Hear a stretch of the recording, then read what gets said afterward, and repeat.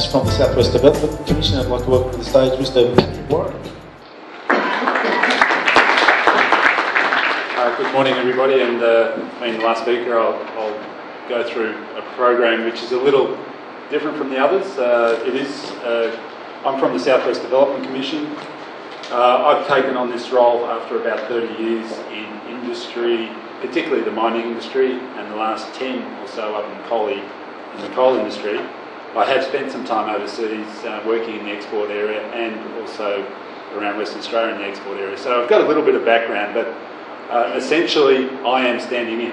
I'm standing in for Matt Lewis, who would normally do this. Matt Lewis is our TradeStart advisor in the southwest and in the south of Western Australia. Matt is on leave at the moment. Matt's based in Margaret River and is frequently over and around the region. We have other representatives in the office based in Bunbury as well, who are interested in different parts of industry. Simon Taylor, in particular, in the agriculture side.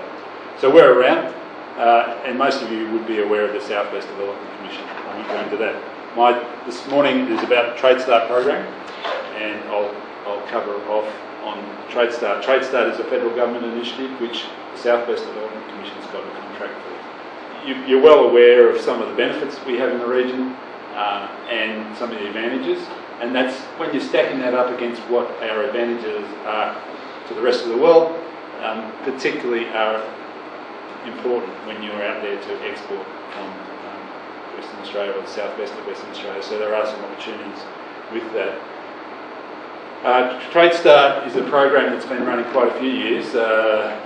I'm not sure exactly how long. We've had the program since 2002 in the South West Development Commission, and Matt's essentially been the leader of that program over a number of years. Recently, we've just won the contract to extend that program to 2018. So we've got the next period. It is a national program. In Western Australia, there are only 2 TradeStart representatives, one in Perth and one in the southwest.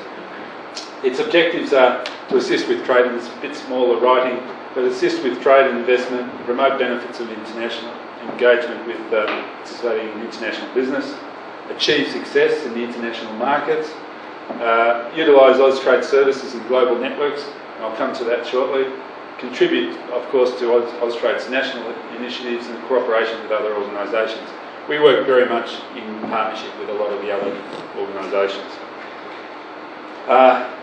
And again, a big map of the world, there are Austrade offices across 50 of those countries. It's part of the federal government initiative. We also, in the South West Development Commission, work very closely with the WA Trade offices, and they've got a number of offices around the world as well. So we've got contacts and links into different areas of the exporting side of things. Essentially, exporting can be about expanding and diversifying your business.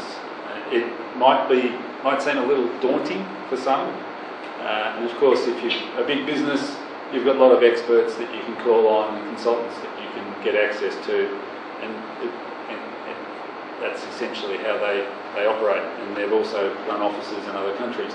But if you're a smaller business, what are you going to do? And that's where Austrade and the TradeStart program can help. And we have a number of different clients right through the southwest. Essentially, we try to help more than 50 clients a year. We're typically helping around 60 to 70 clients in the southwest with their export operations. And they're small. They range from, they range in all different sizes and different types of industries. So it's not something that is just left alone to the big guys. This is something different. There are a number of resources that's available. Online resources is clearly one of the first steps that you can help yourself, and I'll go through that shortly. But they'll help you refine your export strategy. You really do need to think carefully about how you're going to go about exporting if you're going to be involved in exporting. But there are some tremendous opportunities with exporting, and particularly now that the Australian dollar's come down a little bit, there's probably even more opportunities to make some more money and diversify your customer base so that you're not just relying on the domestic market. Developing tailored business visits, programs and export development grants, which is the last subject of the talk. So, if you're looking at a step-by-step guide, there is essentially a whole list of those online available to you from the Austrade website. And I can provide some assistance there if you need some, or put you in contact with other people within the Austrade network. Because I'm part-time, I have a number of other jobs to do. People who understand this a lot more than I do within the Austrade system underneath the federal government. Well, essentially there's a whole list of pages that you can run through a step-by-step guide to assist you with your export, and if you're thinking about doing export into other areas. And there are a number of export areas that you can go to, and the federal government's continuing to open up those export areas. As we know, there's a number of free trade or trade agreements out there, and there's still some more coming on. Soon we hope to see the Japanese and the South Korean free trade or trade agreements signed, and that will then mean that they go into action, and of course ultimately the one with China is the big carrot that we're all hoping will be done soon, so that will assist with the export of products out of Australia. One of the programs we have here is the Export Marketing Development Grant Scheme, similar to, in a little way to some of the schemes that Robin was just talking about. There are a series of eligibility criteria, but there is a match program that can assist you with then doing your export process and demonstrating to assist, so the grant process to further expand your business through export. And I can provide some assistance there, but there are good guidelines on the website in regards to that. Some of the other things on the online, you can assess your export readiness. There's a sort of a Q&A, readiness indicator, market profiles. One of the things the Austrade does have a vast network with all those offices. There's regular reports that are available that come through on different markets and market opportunities. So there's a vast range of and access into those markets. Each of the markets in the export area, each separate country, have certain rules. Some are easier to get into than others. I was listening on the way down about the avocados and some of the struggles they were having to get into the China market. They've got a list of things to get into there. That process will happen, but it's essentially you've got to go through an assessment process in the Chinese market. Whereas others, a lot more broader, a lot easier to get into. So you need to think carefully about how you might be going into the export market.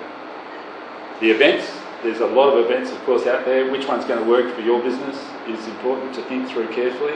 It's not cheap, but they can provide significant opportunity.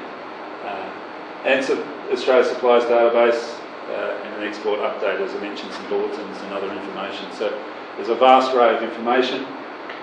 Matt Lewis, when he's back, is the expert.